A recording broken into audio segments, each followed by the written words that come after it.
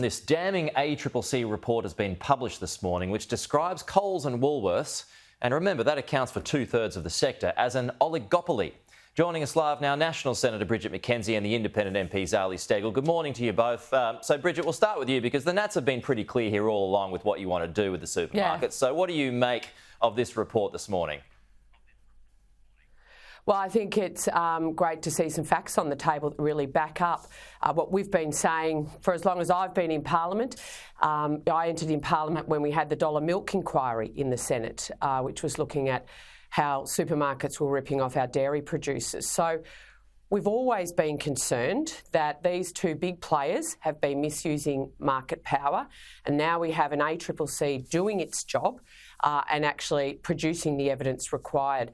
My concern, obviously, is that the Labor Party, this is not new news to anybody in this sector, Pete, why they've sat on their hand for 2.5 years. We've got the Emerson Review, we've got the ACCC, and the Labor Party still does not have legislation before the Parliament 2.5 years later to get this under control. We will have before they do, and we hope that they'll support our measures because they just haven't got their act together. OK, Zali, over to you now. Are you concerned too about the speed of things? Well, look, I think it's really important that the ACCC has finally investigated the issue and come out strongly with the recommendations, and I look forward to seeing the prosecution.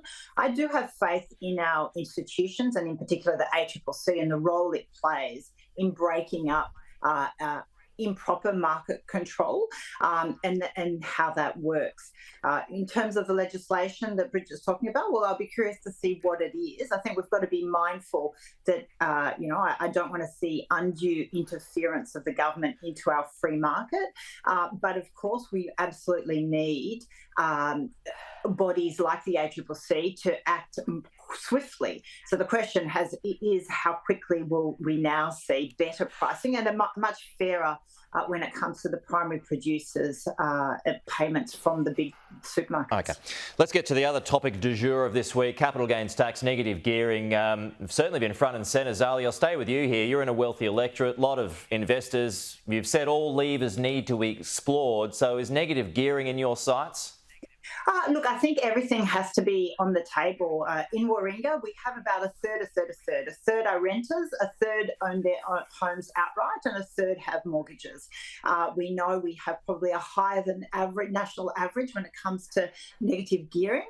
But we also have many people concerned about housing affordability and not being able to have essential workers live in the area. So everyone is very willing to look at the question, and that has to be demand, supply side, and tax levers. Right, that's a lot of people to please there. So which third are you going to get behind the most? Well, again, the important part is actually consulting with the community from my perspective. So I'm hosting a housing forum next week, in fact, to discuss this issue with experts to really understand. And when it comes to negative gearing, I don't think I think it's an all or nothing approach. I think we need to look at scaling or capping, for example, and ways in which it grandfathered so that it can become fair. No, capping has been a topic this week, and we'll go to you now, Bridget. Mum and dad investors, they're nervous about this. The Prime Minister said here yesterday that there's no plans to change, but given the history of this government, are people still right to be concerned?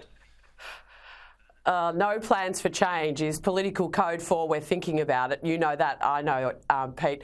Look, I'll declare a conflict. I have investment properties, but I, nearly 2.5 million other Australians, the majority of which are teachers, coppers, nurses, have property investments. As a way to actually prepare for their retirement. And I think what we've seen from the Prime Minister and the Treasurer is 48 hours of weasel words trying to hide the fact that they do have a secret plan to slug those 2.4 actually million Australians who are invested in our property market, which does actually mean we have more supply available for renters. And if you had to actually pass on the true cost of owning that property to the renters, rents would actually go up. That's a function of supply and demand. So just on Zali's point there, I mean, caps is a good one because, I mean, fair enough, a couple of properties is an investment, but some have got, 20 and 30. I mean, should there be a line drawn? Well, I think the real issue here, Pete, is that the Prime Minister is once again got a secret plan to slug everyday Australians. The reality is negative gearing isn't actually about property ownership. But on the topic of caps. Well, on the topic of caps, we're not considering the topic of caps. I can be quite equivocal about that. This government has given tax breaks to international corporations to own thousands of houses in Australia, and meanwhile, they're coming after mums and dads in our suburbs. It just says everything about Labor. Where do you stand, Zali? I've gone over time, yeah, but just on that issue of caps, Zali, should there be a number? Well, I think it needs to be looked at because the data actually shows the vast majority of people have one investment property. It then decreases significantly when you go to two or the vast number. So the question I would like to know is how can would caps or scaling sort of some of the benefits when you get to multiple properties, how does that increase affordability and availability of housing for those that have none? I think it's one thing to talk of those that have many. What about those that can't find a house or can't afford rent? Zali, Bridget, good to see you both as usual. Thank you. We'll talk to you again soon.